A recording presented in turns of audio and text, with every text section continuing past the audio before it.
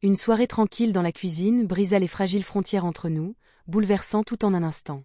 Le bourdonnement régulier du réfrigérateur et le tic-tac de l'horloge étaient les seuls bruits qui accompagnaient mes pensées tandis que je restais debout, appuyé contre le comptoir, remuant distraitement mon café et regardant le ciel s'assombrir.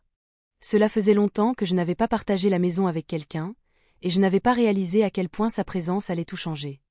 Mon neveu était arrivé la semaine dernière, après quelques problèmes chez lui.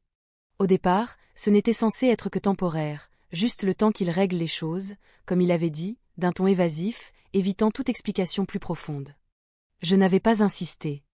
Je savais que la vie pouvait être compliquée à son âge, avec plus de questions que de réponses, et j'avais pensé qu'il avait besoin d'espace pour s'y retrouver par lui-même. Alors que j'étais perdu dans mes pensées, le craquement doux de pas résonna dans le couloir. Il apparut dans l'encadrement de la porte, s'arrêtant un instant comme s'il ne s'attendait pas à me trouver là. Nos regards esse quadrant etal surit, si mim surar malicieux que javis viu de sentence de foi quand il était enfant. Mais il n'était plus un enfant. Il était plus grand, plus robuste, avec une maturité que je n'avais pas remarquée auparavant. Il semblait différent, et pourtant, une lueur d'espièglerie brillait encore en lui. « Salut, tonton », dit-il d'une voix douce et hésitante. « Salut », répondis-je en désignant la chaise en face de moi, à la table de la cuisine. « Tu n'arrives pas à dormir ?»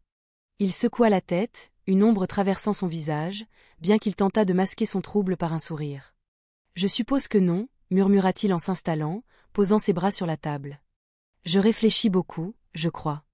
J'acquiesçai, sans chercher à creuser davantage.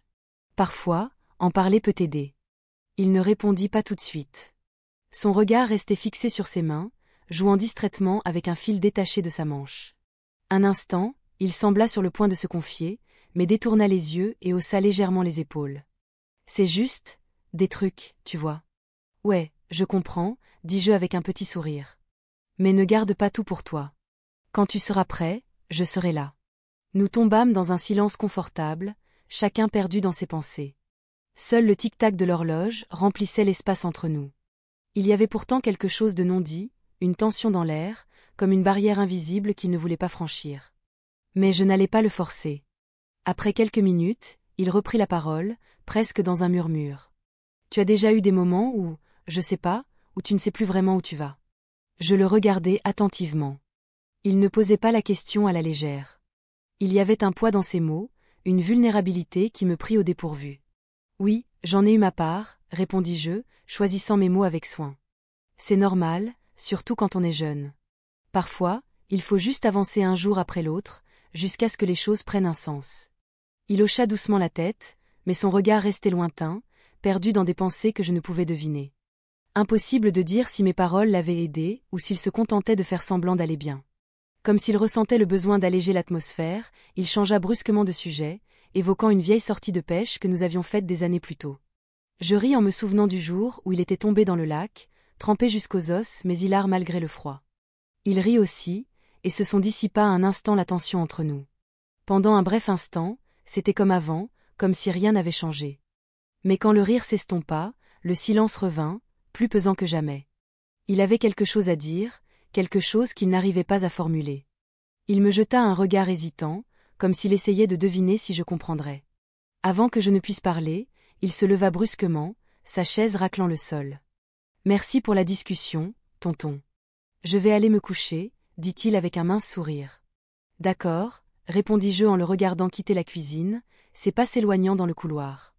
Il y avait une certaine finalité dans ses mots, une hésitation persistante qui me laissait perplexe. Je savais qu'il me cachait quelque chose, mais je ne pouvais pas le forcer à parler. La maison retomba dans le silence, seulement troublée par les sons lointains de la nuit. La nuit s'infiltrait par la fenêtre ouverte tandis que je terminais mon café, perdu dans mes pensées, rejouant notre conversation dans mon esprit. Il y avait plus dans son histoire, bien plus qu'il ne voulait bien l'admettre. Et bien que je respecte son besoin de confidentialité, je ne pouvais me défaire de l'impression que quelque chose clochait. Mais l'histoire ne s'arrêtait pas là. Les jours suivants s'écoulèrent dans un rythme étrange, chaque journée se fondant dans la suivante. Il était souvent silencieux, restant dans son coin, mais parfois, il apparaissait dans la cuisine ou le salon, l'air sur le point de dire quelque chose, avant de se raviser à la dernière seconde. Je le laissais faire, me disant qu'il finirait par parler quand il se sentirait prêt. Un soir, alors que j'étais installée avec un livre, il me rejoignit dans le salon, une incertitude flottant dans son regard. Il hésita, balançant son poids d'un pied sur l'autre, cherchant visiblement les bons mots. Puis, enfin, il parla. « Tonton, est-ce que tu regrettes parfois des choses ? Des choses que tu n'as pas dites ou faites ?» Je posai mon livre et croisai son regard. Bien sûr, tout le monde a des regrets. Mais j'essaie de ne pas trop y penser. C'est facile de se laisser happer par le passé, mais au bout du compte, il faut se concentrer sur ce qu'on peut encore changer. Il hocha la tête, mais son expression restait troublée, comme s'il luttait contre quelque chose de plus profond. C'est juste que, parfois, je me demande si les choses auraient été différentes si j'avais fait d'autres choix. Je ne savais pas exactement où il voulait en venir, mais je voyais bien que cela le tourmentait. Quoi que ce soit, ne laisse pas ça te ronger. Le regret est un fardeau lourd à porter, mais tu n'as pas à le porter seul. Un léger sourire étira ses lèvres, timide mais sincère. Merci, tonton. Ça m'aide, vraiment. Pour la première fois depuis son arrivée, il semblait soulagé, comme si un poids venait de se détacher de ses épaules. Il resta un moment de plus, bavardant sur des sujets légers, et je sentis renaître entre nous cette complicité d'autrefois. Pourtant, malgré cette apparente normalité retrouvée, je ne pouvais ignorer l'impression persistante qu'il me cachait encore quelque chose. Quelque chose d'inavoué, tapi sous la surface. La nuit avançait et, en le regardant quitter la pièce, une étrange anticipation m'envahit. Son histoire était loin d'être complète, et je sentais que la vérité, quelle qu'elle soit, finirait par émerger. Les jours défilèrent dans une routine paisible, mais quelque chose avait changé entre nous. Il restait discret, souvent enfermé dans ses pensées, mais de temps à autre, un regard prolongé, une phrase inachevée, une question qu'il n'osait poser trahissait son trouble. Ce n'était pas tangible, pas quelque chose que je pouvais nommer, mais je le ressentais, un fil invisible de tension reliant chacun de nos échanges. Un soir, je le trouvai debout dans le couloir, fixant les vieilles photos de famille alignées sur le mur. La lumière tamisée projetait de longues ombres, adoucissant ses traits, mais son regard était chargé de quelque chose que je ne parvenais pas à déchiffrer. Il ne me remarqua pas immédiatement, puis, en entendant mes pas, il se tourna et m'adressa un sourire. Un de ces sourires qui ne trompaient personne. « Tu te souviens de ce voyage au lac ?»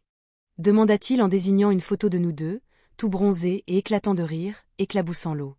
Jæres dausmant. Bien sûr. Tu avais tout un plan pour attraper le plus gros poisson, persuadé que ce serait facile. Au final, tout ce que tu as attrapé, c'est un rhume. Il laissa échapper un petit rire, sincère cette fois, et pour un instant, la tension s'évapora.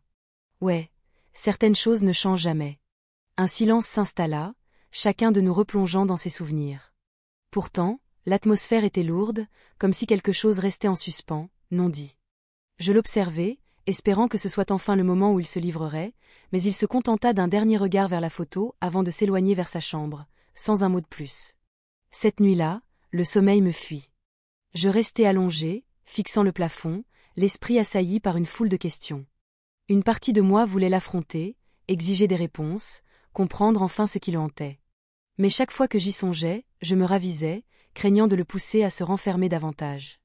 Le lendemain, je me dis qu'un changement d'air nous ferait du bien. Je lui proposai d'aller faire un tour en voiture. Il hésita un instant, mais finit par accepter. Nous retrouvames au parcours les routes de campagne, les fenêtres by seas, l'air frais implicent el habitacle.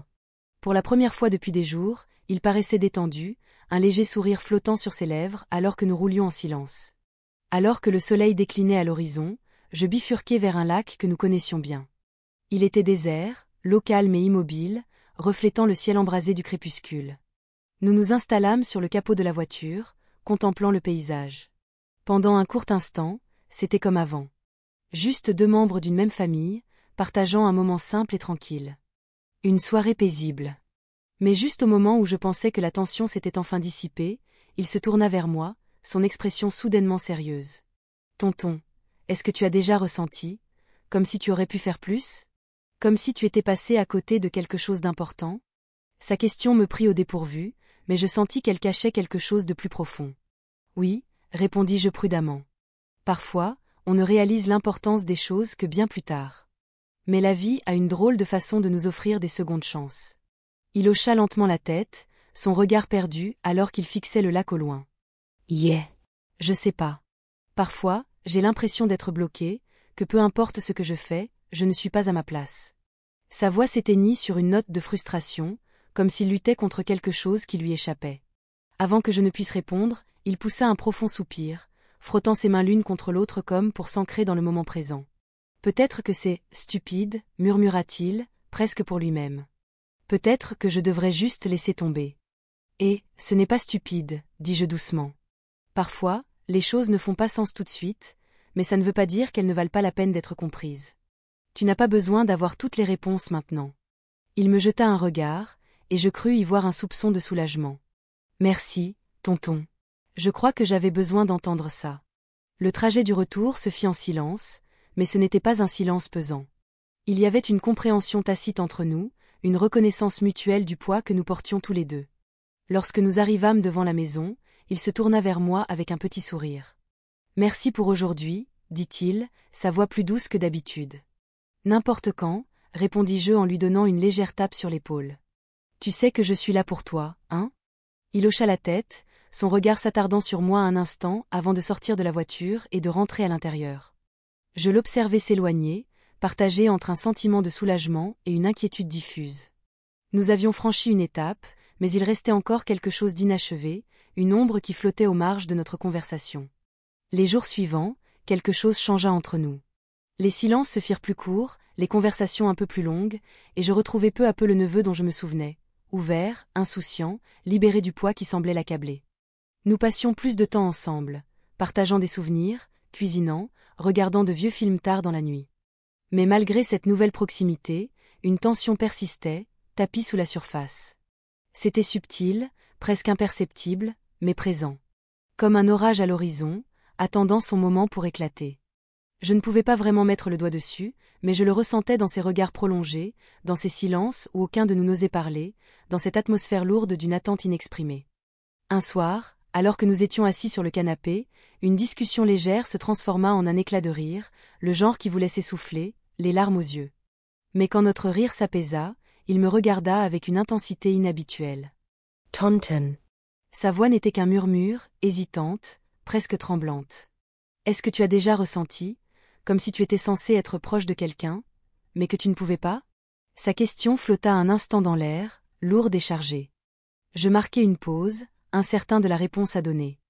Une part de moi comprenait où il voulait en venir, mais je n'étais pas sûr d'être prêt à l'affronter. Eh bien, je pense que parfois, on est attiré par certaines personnes d'une manière qu'on ne comprend pas toujours. Mais ça ne veut pas dire qu'on doit forcément agir en conséquence. Il baissa les yeux vers ses mains, mais je pouvais voir la tension dans son corps, la raideur de ses épaules. Pendant un instant, je crus qu'il allait laisser tomber, qu'on allait revenir à notre dynamique habituelle. Mais alors, il releva la tête, et son regard accrocha le mien avec une intensité qui me coupa le souffle. Et si c'était quelque chose qu'on ne pouvait pas ignorer ? Sa voix n'était qu'un souffle, empreinte d'une vulnérabilité qui me toucha profondément. Je pris une grande inspiration, sentant le poids de ses paroles s'abattre sur moi. Parfois, il vaut mieux prendre du recul. Se laisser du temps pour comprendre ce qu'on ressent avant d'agir. Les choses peuvent devenir compliquées si on ne se donne pas cet espace pour réfléchir. Il se pencha légèrement vers moi, son visage à quelques centimètres du mien. Son regard glissa bereavement vers mes lèvres, et j'ai senti ma détermination vaciller sous le poids de mots que nous n'osons pas prononcer. Je ne bougeais pas, ne respirais pas, tandis qu'il réduisait la distance entre nous, ses lèvres effleurant les miennes dans un baiser doux, hésitant. Le monde sembla s'arrêter, le silence s'étirant alors que sa main glissait de mon épaule jusqu'à mon visage, son toucher délicat, presque révérencieux. Je ne me reculai pas, ne l'arrêtai pas, lorsque ses lèvres revinrent chercher les miennes, cette fois avec plus d'insistance. Une chaleur étrange se répandit en moi, un sentiment de justesse au milieu du chaos. Il se détacha légèrement, ses yeux scrutant les miens, attendant peut-être que je dise quelque chose, que je le repousse, que je lui dise que c'était une erreur. Mais je ne pouvais pas. Je ne voulais pas. Au lieu de cela, je tendis la main, posant mes doigts sur son bras, m'accrochant à la réalité de l'instant. Ça me semble. Je ne sais pas, murmura-t-il, son front contre le mien.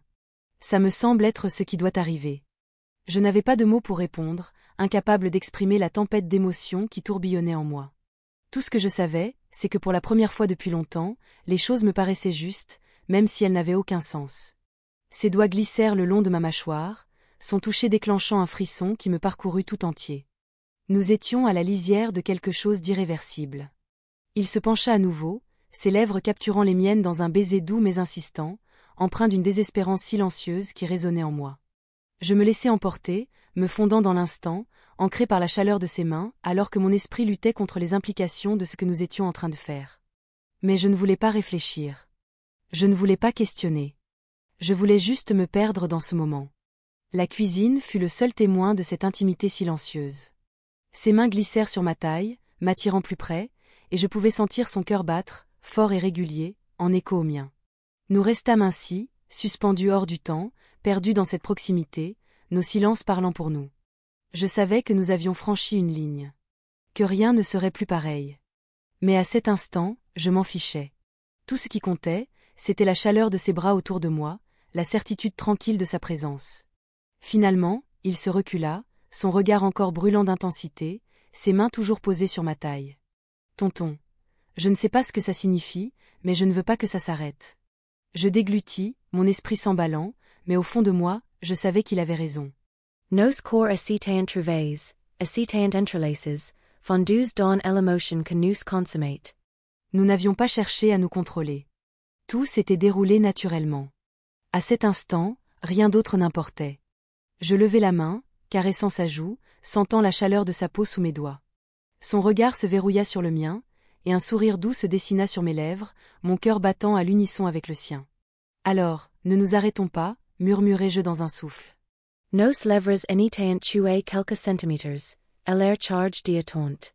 Nous savourions l'intensité du moment. Il me rendit mon sourire, un mélange de soulagement et d'autre chose, quelque chose de plus profond dans son regard. Et tandis que nous restions là, enlacés, je sus que nous avions enfin trouvé le courage d'affronter la vérité. D'accepter ces sentiments que nous avions si longtemps fuis.